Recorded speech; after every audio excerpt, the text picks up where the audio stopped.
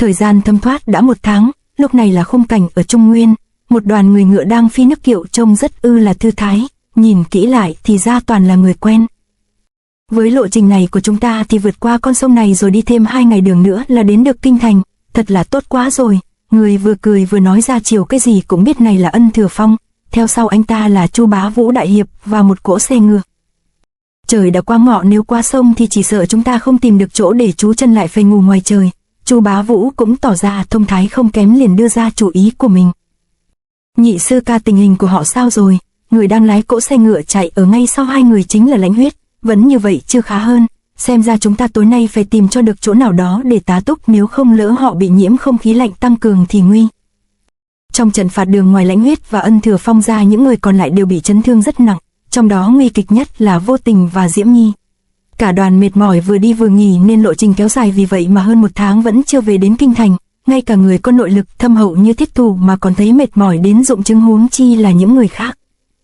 Thừa Phong huynh, vùng này huynh rành rẽ nhất, đi như thế nào thì là do huynh tự tiện quyết định.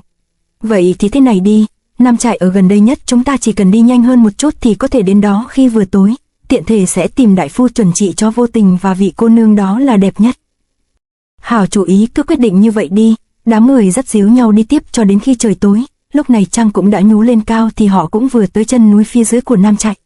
Không thể nào, về đến nhà mừng chưa thấy đâu mà chỉ thấy sắc mặt của Ân Thừa Phong lại không có chút vui mừng, thay vào sự mừng rỡ là vẻ mặt kinh ngạc thần thái hỗn mang vô cùng.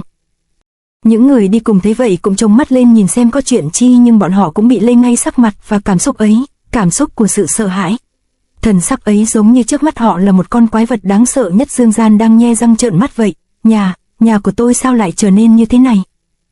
Trên sườn núi Nam trại vẫn nằm ngạo nghễ chênh vênh như thế, nhưng Nam trại danh chấn giang hồ bao năm qua hiện đã được đổi logo sang thương hiệu khác, nó có tên là Đường Môn.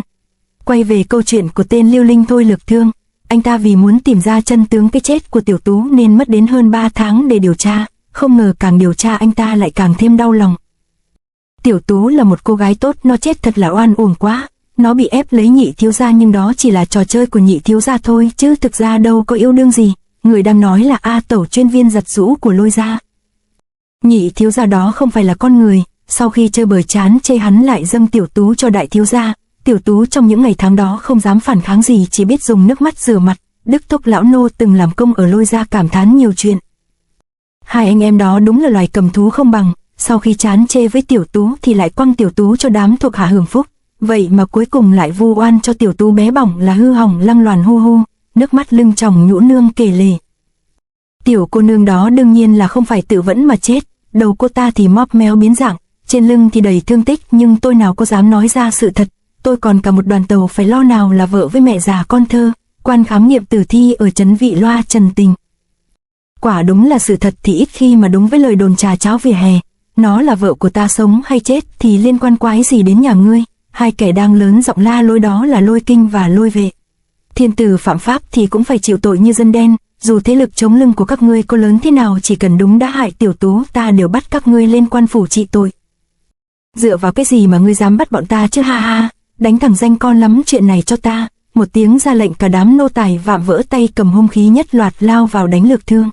Nhưng bản lĩnh của Thôi Lược Thương lúc này đã quá khác xa so với thời làm tạp vụ 2 năm về trước. Chỉ vài cái nhấc chân anh ta đã đánh cho đám nô gia lăn quay bất động. Hai anh em Lôi ra ngoài cậy thế thì cũng có đôi chút bản lĩnh, nhưng cũng không thể trụ được quá 2 hiệp. Lược Thương giận dữ, nhưng anh ta không thể giết người vì anh ta vẫn không quên mình chỉ là thảo dân không có trong tay quyền sinh quyền sát. Vì vậy anh ta chỉ dám đánh gãy xương bọn chúng rồi buộc Lôi Kinh viết tội trạng ra bằng máu của hắn ta, sau đó giải bọn chúng lên cho Khâm Sai đại nhân định tội. Ca Thư Lại Tân khi nghe có án oan liền đích thân xử lý, không những nghiêm trị anh em Lôi ra mà còn cách cả chức của chi phủ của vị Loan trấn. Nhưng vẫn còn một con cá lọt lưới, đó là Lôi Tuyệt. Khi đại án đi qua, Lược Thương đến mộ của Tiểu Tú uống rượu nhớ người, đang hôn mê trong những dòng tâm sự thì một tiếng động lớn kéo Lược Thương về với thực tại. Những bước chân đầy sự phẫn nộ và sát khí đó là của Lôi Tuyệt. Ngươi đến đây là để tìm ta báo thù đó ư? Ngươi nói đúng, nhưng chỉ đúng được phân nửa. Ta đến đây là còn để báo thù cho bản thân của ta nữa. Ngươi không những đã làm Lôi gia tuyệt hậu mà còn phá tan đi sản nghiệp bao năm qua của ta. Tên Khâm Sai cho ma đó còn phái cao thủ triều đình truy tìm tung tích của ta, bắt sạch thuộc hạ thân tín nhất của ta, chung quy lại tất cả là đều do ngươi hại. Hóa ra trấn trưởng quả nhiên là đầu lĩnh của lũ cướp Bá Ưng, thằng nhãi danh khốn kiếp, ông sẽ cho ngươi tan thây. Dứt lời Lôi Tuyệt liền phóng người tới ăn thua. Đến đúng lúc lắm, ngươi mới là kẻ đã hại chết Tiểu Tú, nếu không giao ngươi cho quan phủ thì Tiểu Tú chết không nhắm mắt. Con làm cha chịu lý lẽ này của Thôi Lược Thương quả rất hợp ý trời. Tiểu tử chịu chết đi. Ngũ Lôi Sát quyền của Lôi Tuyệt thế như lôi điện hai quyền đánh xuống. Lược Thương dùng truy ảnh né tránh rồi thuận thế xuất luôn truy phong đánh tới phản kích. Nhưng câu cha nào con nấy không phải lúc nào cũng đúng. Lôi Tuyệt thực sự là có bản lĩnh hơn người, quyền của hắn lợi hại vô cùng, còn khí thế trả thù thì kinh thiên động địa. Thôi Lược Thương dù đã ngộ được bộ truy mệnh thoái nhưng nội lực chưa đủ, luyện nghệ chưa cao, tu vị xoàng xĩnh nên sau vài chiêu đã rơi vào thế hạ phong. Một cái cùi trỏ của Lôi Tuyệt này đã cho thấy ai là kẻ mạnh thực sự trong trận chiến này. Lược Thương văng bắn đi cắm đầu vào mộ phần của Tiểu Tú mới dừng lại được. Mạnh quá, bản lĩnh hiện tại của ta không thể nào địch lại nổi hắn. Không được, vì Tiểu Tú ta quyết không từ bỏ. Trong đầu của Lược Thương lúc này chợt nhớ tới câu nói của người trung niên đa sự từng gặp: võ công là chết, còn người là sống, để học được thành tài là phải có sáng tạo khéo léo và tôn sư. Đúng, mình phải tự tin vào chính mình. Tiểu Tú muội hãy cho huynh sức mạnh để trừ gian diệt ác. Đầu óc Lược Thương còn đang trong cơn mộng du thì Lôi Tuyệt đã như hổ đói lao đến ngay phía sau. Khổ thân Lôi Tuyệt chả hiểu tại sao mình lại bị đá, muốn quên mà quên không được, đau vẫn cứ hoàn đau, bất hạnh thì lại nói là hạnh phúc, lừa người rồi lại tự lừa mình. Trong lúc lâm nguy cộng với nỗi đau mất đi tình nhân khi hình ảnh của Tiểu Tú hiện về, Thôi Lược Thương đã sáng tạo ra thức thứ 11 của truy mệnh thoái có tên là truy thệ. Chiêu này khá là dị khi mà đối phương gần như lấy mạng của mình từ phía sau.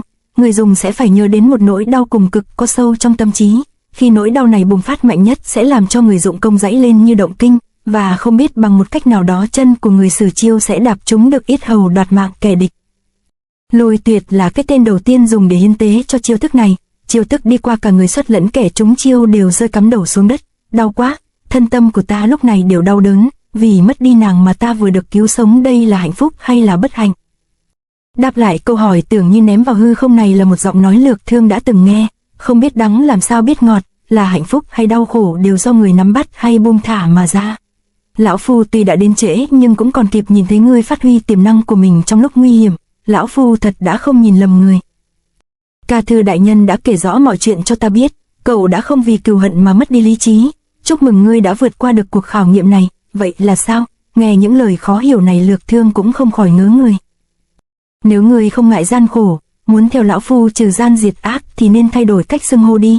Sư phụ, khoan đã, đừng có gọi ta là sư phụ. Tại sao không lẽ Lược Thương con vẫn chưa đủ tư cách hay sao?